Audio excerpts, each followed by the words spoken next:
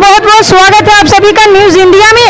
और अभी तक आपने इस वीडियो को लाइक नहीं किया तो लाइक कर लीजिए, और चैनल पर नए हैं तो चैनल को सब्सक्राइब कर लीजिए, साथ में बेल आइकन भी प्रेस कर लीजिए और वीडियो को ज्यादा से ज्यादा शेयर कीजिए। और आप किस राज्य शहर से न्यूज को देख रहे हैं कमेंट में जरूर लिखें। तो चलिए बढ़ते हैं खबरों की ओर।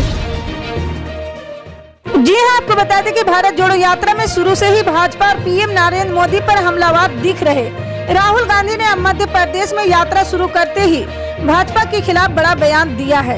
इससे सियासत में भूचाल आ गया। कांग्रेस के पूर्व अध्यक्ष राहुल गांधी ने बुधवार सुबह मध्य प्रदेश में भारत जोड़ो यात्रा की शुरुआत करते हुए सत्तारूढ़ भारतीय जनता पार्टी पर तीखा हमला बोला है। जी हां, राहुल गांधी ने सभा में कहा है कि उनकी यात्रा देश में फैलाई जा रही नफरत, हिंसा और डर के खिलाफ है। कांग्रेस के पूर्व अध्यक्ष ने केंद्र सरकार को बेरोजगारी और महंगाई के मुद्दों पर घेरा। उन्होंने कहा कि भाजपा सबसे पहले युवाओं, किसानों और मजदूरों के दिलों में डर फैलाती है, और जब ये डर अच्छी तरह से फैल जाता है तो वे इसे हिंसा में बदल देती है। राहुल ने भाजपा को एक तरह से चुनौती देते हुए कहा कि हमने कन्याकुमारी से हाथ में तिरंगा लेकर भारत जोड़ो यात्रा शुरू की थी। इस तिरंगे को श्रीनगर पहुंचने से कोई नहीं रोक सकता है। उन्होंने दावा किया कि देश का उद्योग जगत, जी हां, उन्होंने कहा कि हवाई अड्डे और बंदरगाह केवल 3-4 उद्योगपतियों के हाथों में है और अब रेलवे भी उनके हाथों में जाने वाला है। राहुल ने कहा कि ये अन्याय का हिंदुस्तान है, ऐसा हिंदुस्तान हमें नहीं चाहिए, गरीबों को न्याय चाहिए। जी हां, आपको बता दें कि कच्चा तेल समेत कई जरूरी कमोडिटी के दाम घटने से जो राहत मिलती नजर आ रही है वे गायब हो सकती है। आम जीवन और पूरी दुनिया की अर्थव्यवस्था के लिए सबसे महत्वपूर्ण ईंधन डीजल की किल्लत बढ़ने वाली है। अगले कुछ महीनों में दुनिया का हर हिस्सा इससे प्रभावित हो सकता है। जी हां, डीजल की किल्लत के संकेत अभी से मिलने लगे हैं। अमेरिका में डीजल का स्टॉक करीब 40 साल के निचले स्तर पर आ गया है। यूरोप में भी करीब यही हाल है। मार्च तक हालात और खराब होंगे जब समुद्र के रास्ते रूप से डीजल आयात पर प्रतिबंध लागू होंगे। स्थिति अभी से खराब होने लगी है। जी हां, आपको बता दें कि भारतीय जनता पार्टी ने गुजरात में विधानसभा चुनाव से पहले बागी नेताओं को सस्पेंड कर दिया है। प्रदेश के आदिवासी मोर्चा अध्यक्ष हर्षद वसावा, वडोदरा के वाघाड़िया के दबंग नेता मधु श्रीवास्तव समेत कई नेताओं ने पार्टी के घोषित उम्मीदवारों के खिलाफ आवाज उठाई थी और निर्दलीय नामांकन का ऐलान किया था। जी हां, आपको बता दें कि उत्तर प्रदेश की 1 लोकसभा और 2 विधानसभा सीटों पर हो रहे उपचुनाव के लिए 5 दिसंबर को मतदान होगा। मैनपुरी लोकसभा और रामपुर विधानसभा सीट पर सपा और बीजेपी के बीच मुकाबला है, तो खतौली विधानसभा सीट पर आरएलडी और बीजेपी के बीच सीधी टक्कर है। उपचुनाव प्रचार से अभी तक दूरी रखने वाले अखिलेश यादव मैनपुरी सीट पर घर घर जाकर अपनी पत्नी डिम्पल यादव को जिताने की अपील कर रहे हैं। ऐसे में सवाल उठता है कि अखिलेश यादव क्या रामपुर और खतौली सीट पर भी चुनाव प्रचार करने के लिए जाएंगे।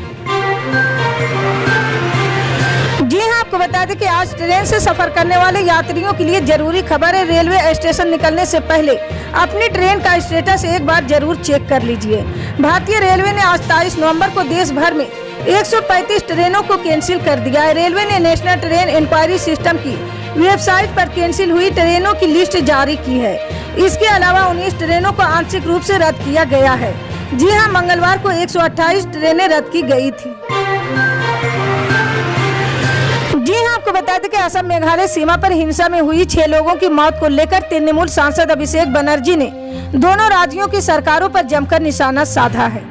अभिषेक बनर्जी ने मुख्यमंत्री ममता बनर्जी की ट्विटर पोस्ट पर जवाब देते हुए कहा कि कब तक मेघालय की जनता विश्वा और संगमा सरकार का अन्याय सहेगी, मेघालय के लोग कब तक सुरक्षा और डर में जिएंगे। इन सवालों को पूछते हुए अभिषेक बनर्जी ने मेघालय सरकार को कटघरे में खड़ा किया है। बता दें कि असम सीमा से सटे जंगल से कुछ लोग ट्रक से तस्करी करके लड़की ले जा रहे थे। असम पुलिस और फॉरेस्ट विभाग ने उन्हें पश्चिम जयंतिया हिल्स के कुमरोह में रोका तो फायरिंग में 6 लोगों की जान चली गई थी।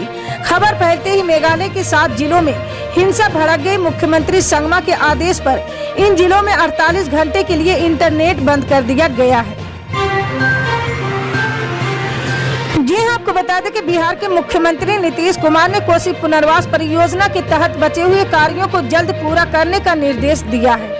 उन्होंने अधिकारियों से कहा कि इसके लिए फंड की कोई कमी नहीं। सीएम नीतीश कुमार ने कोसी प्रोजेक्ट की कार्य प्रगति की समीक्षा की है। बैठक में योजना और विकास विभाग के additional chief secretary Arunesh Chawla ने प्रेजेंटेशन दिए। इसके माध्यम से उन्होंने बिहार कोसी बेनिस डेवलपमेंट प्रोजेक्ट के तहत किए जा रहे कार्यों के संबंध में विस्तृत जानकारी दी है। जी हाँ, आपको बता दें कि पश्चिम बंगाल के हावड़ा जिले में हिजाब और भगवा स्कार्फ को लेकर बवाल हुआ है। घटना बीते मंगलवार की संकरैल स्थित स्कूल की है, जहां छात्राओं के दो गुटों में हुई झड़प के बाद पुलिस और रैपिड एक्शन फोर्स तक की तैनाती करनी पड़ी है। घटना को लेकर एक छात्राओं का एक समूह गेट पर आ गया और इस बात की मांग करने लगे कि जैसे दूसरे समूह की लड़कियों को हिजाब पहनने की अनुमति दी गई है, ठीक वैसे ही उन लोगों को भगवा स्कार्फ के साथ अंदर जाने की अनुमति दी जाए। जिसके बाद दोनों पक्षों के लड़के और लड़कियों के बीच मारपीट होने लगी। ऐसी स्थिति को लेकर माना जा रहा है कि कहीं स्कूल के अधिकारियों को प्री बोर्ड सहित परीक्षा रद्द न करनी पड़ जाए। जी हाँ, आपको बता दें कि नेपाल के प्रधानमंत्री शेर बहादुर देउबा ने संसदीय चुनाव में लगातार 7वीं बार जीत हासिल की है। उन्होंने सुदूर पश्चिमी नेपाल के डडेलधुरा निर्वाचन क्षेत्र में भारी मतों के अंतर से ये जीत दर्ज की है। 77 वर्ष से देउबा अपने 5 दशक के राजनीतिक करियर में कभी कोई संसदीय चुनाव नहीं हारे हैं। इस बार फिर उन्होंने जीत हासिल कर अपने पुराने रिकॉर्ड को कायम रखा है। इससे जनता के बीच उनकी लोकप्रियता का अंदाजा लगाया जा सकता है। जी हाँ, आपको बता दें कि पहाड़ी इलाकों में जहां कड़ाके की सर्दी पड़ रही, वहीं उत्तर और मध्य भारत में लोगों को गुलाबी ठंड का एहसास हो रहा है, जबकि दक्षिण भारत के कई इलाकों में अभी भी बारिश का दौर जारी। इस बीच मौसम विभाग ने आज भी देश के कई इलाकों में मिजाज में ऐसे ही परिवर्तन का पूर्वानुमान जताया है। जी हाँ, पहाड़ों पर हो रही बर्फबारी के कारण मैदानी इलाकों में भी धीरे धीरे ठंड बढ़ने लगी। मैदानी राज्यों में ठंड ने दस्तक दे दी है। दिल्ली एनसीआर में तापमान में भी पारा गिरने लगा। पर्वतीय क्षेत्रों में सर्द हवाएं चलने के कारण पंजाब, हरियाणा, राजस्थान, मध्य प्रदेश, उत्तर प्रदेश, दिल्ली समेत कई राज्यों में ठंड बढ़ने लगी है और तापमान में लगातार गिरावट देखी जा रही है। इसके साथ ही इन इलाकों में धुंध और कोहरा के कारण भी लोगों को मुश्किलें बढ़ने लगी है। इसी तरह की पल पल के अपडेट जानने के लिए जुड़े रहे हमारे न्यूज इंडिया के साथ। मिलते हैं अगली बड़ी खबर में, तब तक के लिए जय हिंद, जय भारत।